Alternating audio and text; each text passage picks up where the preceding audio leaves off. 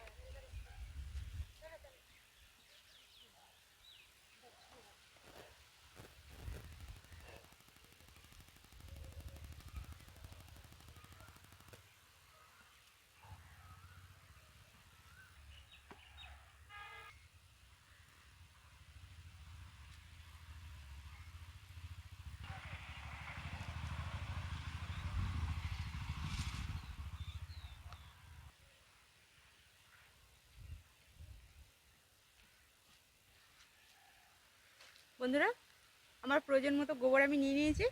তো বাড়ি গিয়ে একটা পাঁচ ট্যাংরার ঝোল বানাবো। তো বন্ধুরা, প্লিজ পুরো ভিডিওটা চোখ রাখুন।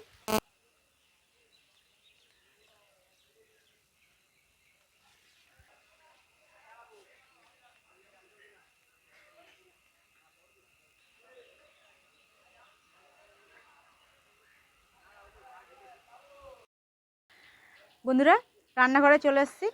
এই পুকুরের পাঙাশ ট্যাংরা দিয়ে আর আলু দিয়ে একটা ঝোল বানাবো। তো বন্ধুরা, প্লিজ পুরো ভিডিওটা আমার সাথে থাকবেন।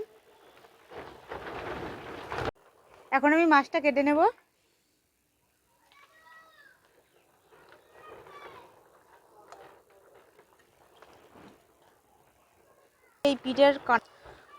প্রথমে এই পিঠের কাঁটাটাকে ভেঙে নেব।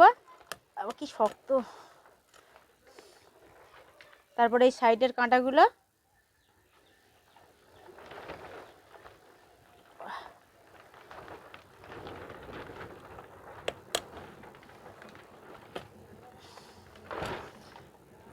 একইভাবে সাইডের আর পিঠের কাঁটাগুলো ভেঙে নেব। প্রচণ্ড শক্ত বন্ধুরা, কাটতেও অসুবিধা হচ্ছে আমার।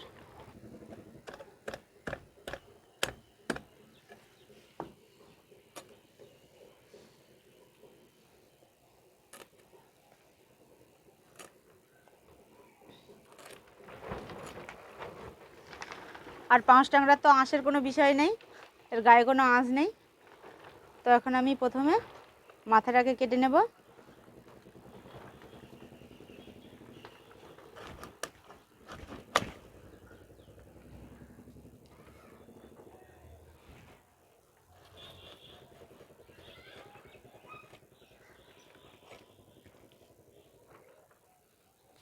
মাথাটাকে প্রথমে ফেলে দেব। মাথাটাকে দু পিস করে নেব।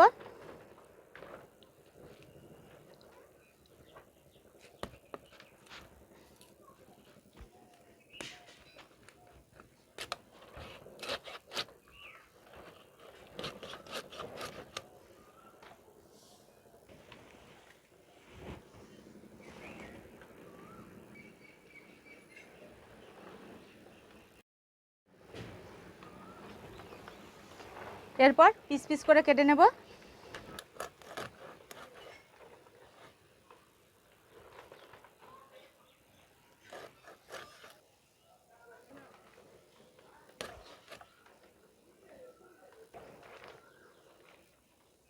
সবশেষে লেজটাকে কেটে বাদ দিয়ে দিলাম। আমার মাছ কাটা রেডি হয়ে গেছে। এবার মাছগুলো ধুয়ে এনে মশলাটা করে রান্নাটা বসিয়ে দেবো।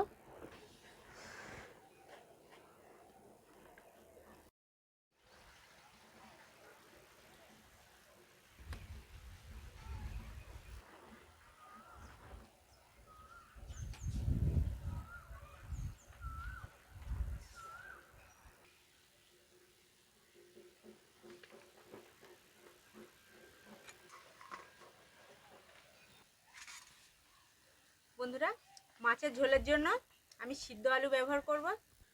তো তার জন্য আমি 3টে সিদ্ধ আলু নিয়েছি। সিদ্ধ আলুগুলোকে এখন আমি কেটে নেব টুকরো করে।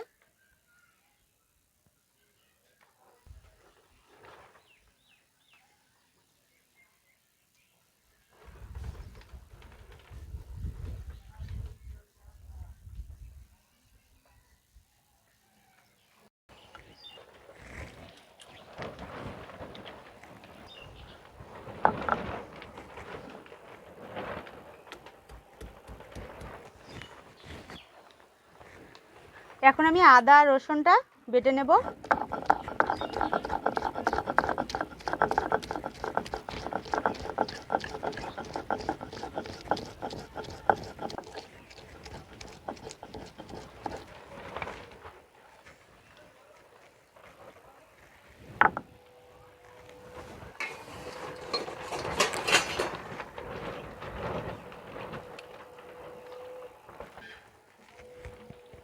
এরপর জিরেটা বেটে নেব।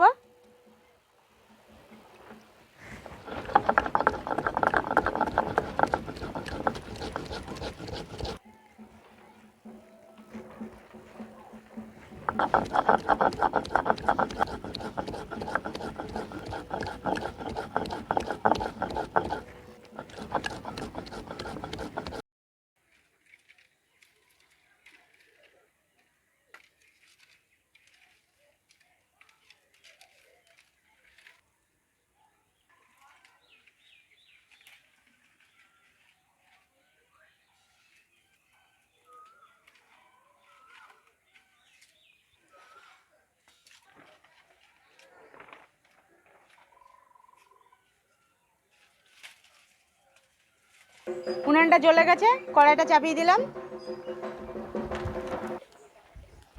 লবণ,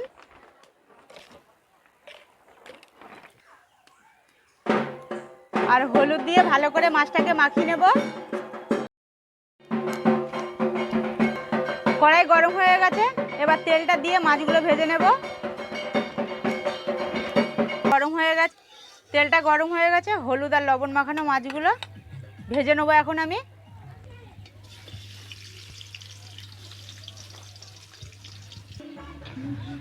বন্ধুরা, মাছগুলো আমার ভাজা হয়ে গেছে, এবার একে একে বাটির মধ্যে তুলে নেব।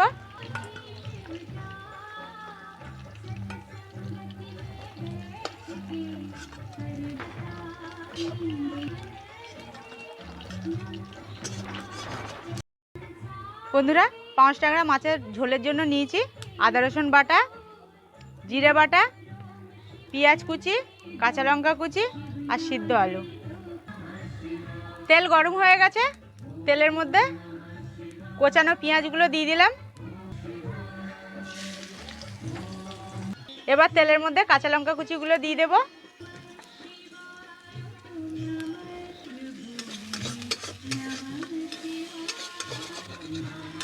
দিয়ে আর মশলাটাকে হালকা ভেজে নেব।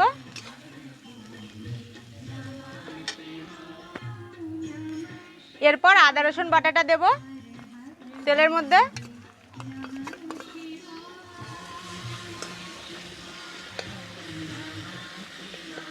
পেঁয়াজ আর কাঁচা লঙ্কা কুচির সাথে আদা রসুন বাটাটা ভালো করে কষে নেব।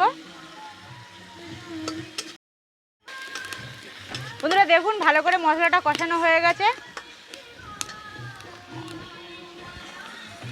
এরপর সিদ্ধ করা আলুগুলো কষানো মশলার উপরে দিয়ে দিলাম।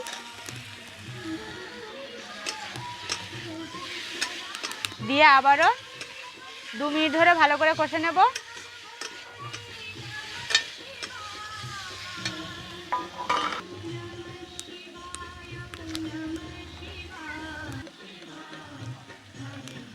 এবার মশলার মধ্যে স্বাদ মতো লবণ দিয়ে দিলাম,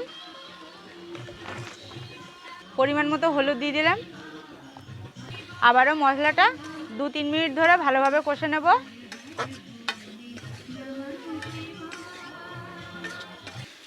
বন্ধুরা, আলু আর মশলাটা ভালোভাবে কষানো হয়ে গেছে। এর মধ্যে জিরে বাটাটা দিয়ে দিলাম, দিয়ে আবার একটু ভালো করে কষে নেব।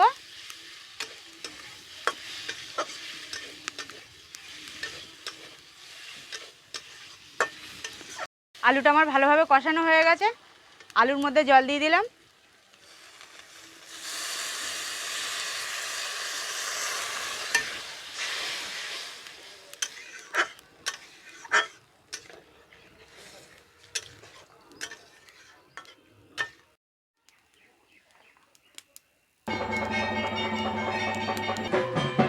তরকারিটা ফুটতে শুরু করেছে, ভেজে রাখা মাছগুলো তরকারির মধ্যে দিয়ে দিলাম।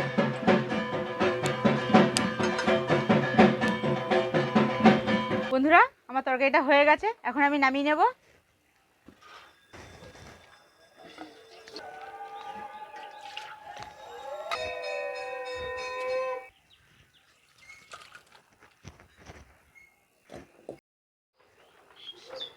বন্ধুরা, আমার রেসিপিটি কেমন লাগলো আমাকে অবশ্যই কমেন্ট করে জানাবেন।